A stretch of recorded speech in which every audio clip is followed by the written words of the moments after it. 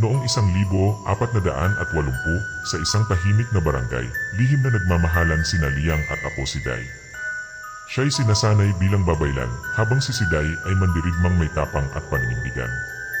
Sa pagitan ng tungkulin at pag-ibig, pinili nilang magtago sa lilim ng gubat. May isang bahagi ng gubat na hindi pinupuntahan ng sinuman. Doon nakatayo ang isang matandang balete, baluktot at tila buhay. Sinasabing may nakabaon doon na hindi dapat gisingin. Isang gabi, habang nag-iisa si Liang, may narinig siyang bulong mula sa dilim. Hindi ito malinaw, ngunit tila tumatawag sa kanya. Sa kakaibang paraan, pakiramdam niya ay kilala niya ito. Mula noon, hindi na siya pinatahimik ng mga panaginip. Nakikita niya ang puno sa bawat pagtulog at may aninong naghihintay sa ilalim nito. Ngunit ang anino ay walang mukha. Sa paggising niya, may mga bagay siyang hindi na maalala. Maliit na detalye, simpleng sandali, unti-unti itong nawawala. At bawat pagkawala ay may kapalit na takot. Napansin ni Siday ang pagbabago sa kanya. Naging tahimik si Liang, parang may kinakausap na hindi nakikita. Sinubukan niya itong ilayo sa gubat, ngunit tila may humihila pabalik dito. Sa bawat gabi, mas lumalakas ang bulong. Hindi na ito simpleng tunog. Nagiging mga salita na ito. At bawat salita ay tila may kapangyarihang burahin ang alaala. Hindi na nakatiis si Siday. Upang wakasan ng takot, nagpasya siyang harapin ang balete. Kung may masama roon, tatapusin niya ito. Pagdating niya sa puno, napansin niyang hindi gumagalaw ang hangin. Tahimik ang paligid, ngunit parang may nakatingin sa kanya. At sa lilim, may mga anyong gumagaya sa kanyang anyo. Nakakita siya ng aninong kahawig ni Liang. Ngumiti ito. Ngunit mali ang hugis ng mukha. Doon niya naramdaman ang tunay na takot. Sa paglapit niya sa ugat ng puno, nadulas siya at nasugatan.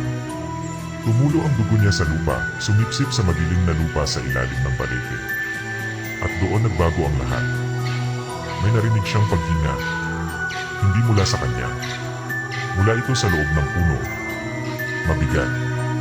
At mabagat. Parang may matagal nang natutulog na ginising. Unti-unting gumalaw ang mga ugat. Mula sa dilim may anyong lumitaw. Walang mukha, walang mata, ngunit nakatingin. Hindi ito tao at hindi rin espiritu. Sa likod nito may aninong nagpakilala. Silakan Tumakulen, isang isinumpang pangalan ng nakaraan. Ngunit siya ay tila kontrolado lamang ng mas malalim na puwersa. Ang tunay na nilalang ay ang nasa likod ng lahat. Ang balete ng walang mukha ay nagising. Isang sinaunang gutom na kumakain ng alaala at pagkatao. Sa paglingon ni Siday, napansin niyang may nawawala sa kanya. At sa unang pagkakataon, hindi na niya maalala kung bakit niya mahal si Liang.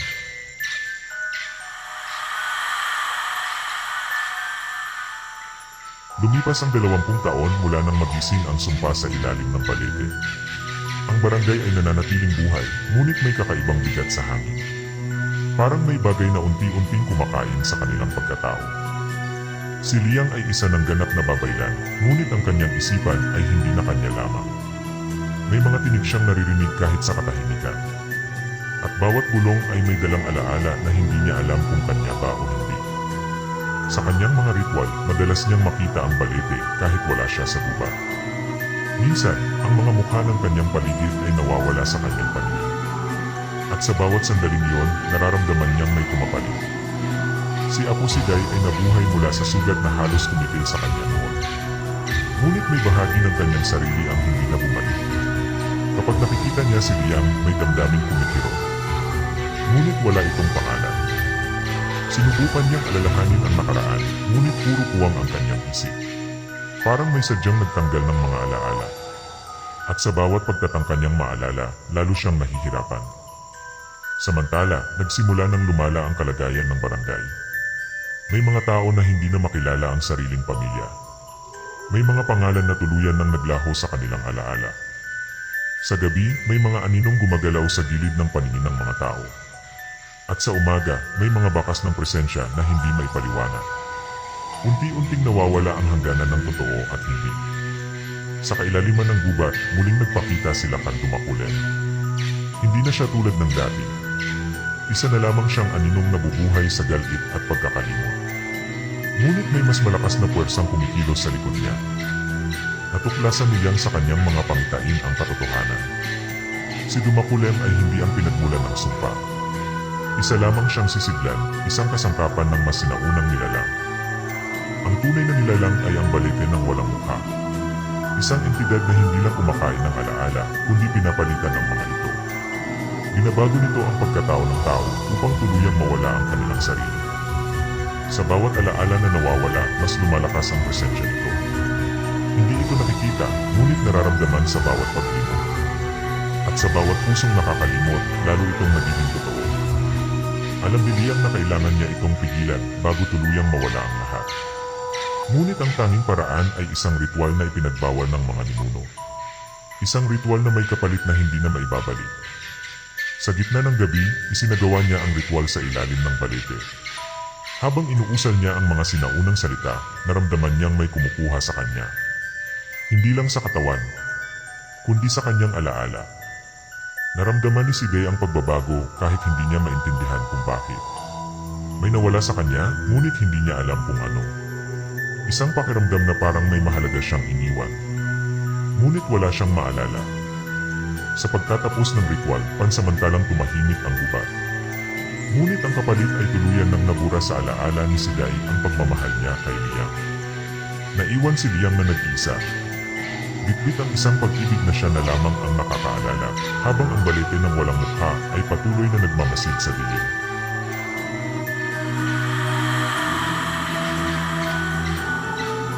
Noong 1520, ang barangay ay nabalot ng isang kakaibang katahimikan.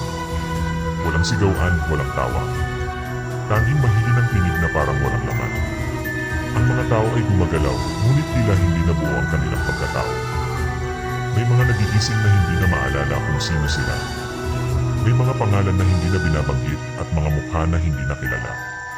Parang unti-unting nabubura ang mismong kasaysayan ng kanilang buhay. Ang mga tahanan ay nananatili, ngunit ang alaala ng mga naninirahan dito ay naglalaho. May mga mag-asawa na hindi na makilala ang isa't isa. At may mga anak na hindi na maalala kung sino ang kanilang magulang. Sa gitna ng lahat, si Apo Siday ay nabubuhay bilang isang matandang mandirigma. Ngunit sa kanyang isipan, may isang puwang na hindi makunan. May isang pangalan na patuloy niyang hinahanap. Ngunit hindi niya mabigkas. Sa bawat gabi, naglalakad siya sa gilid ng gubat. Parang may humihila sa kanya papunta sa isang lugar na hindi niya maintindihan. At sa bawat hakbang, pakiramdam niya ay may nawawala sa kanya. Samantala, si Liang ay hindi naganap na tao. Siya ay naging sisidlan ng isang bagay na mas matanda kaysa sa kanilang mundo. Ang kanyang katawan ay naroon, ngunit ang kanyang pagkatao ay unti-unti nang nawawala. Sa ilalim ng balete, nananatili siyang nakatayo. Hindi gumagalaw, hindi nagsasalita. Ngunit tila buhay pa rin. At sa kanyang presensya, mas lumalakas ang dilim sa paligid. Unti-unting nagpakita ang tunay na anyo ng nilalang.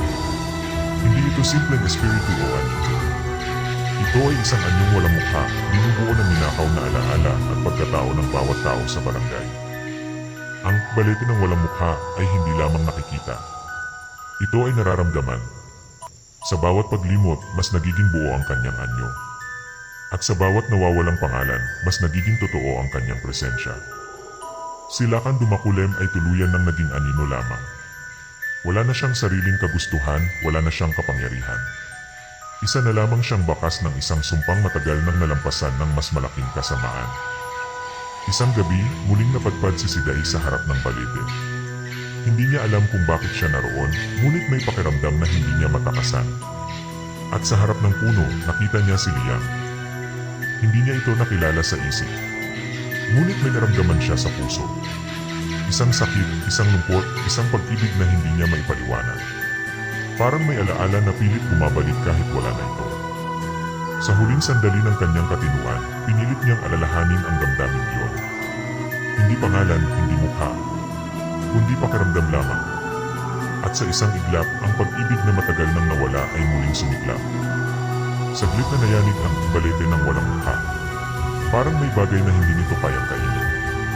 Isang alaala na hindi nakabase sa isip kundi sa damdamin. Sa sandaling iyon, natahimik ang buong gubat. Ngunit hindi ito nagtagal. Nang maglaho ang sandali, kasabay ding nabura ang huling bakas ng kanilang kwento. Ang naiwan na lamang sa hangin ay isang malamig na bulong. Kapag nakalimot ka, ako ay nabubuhay.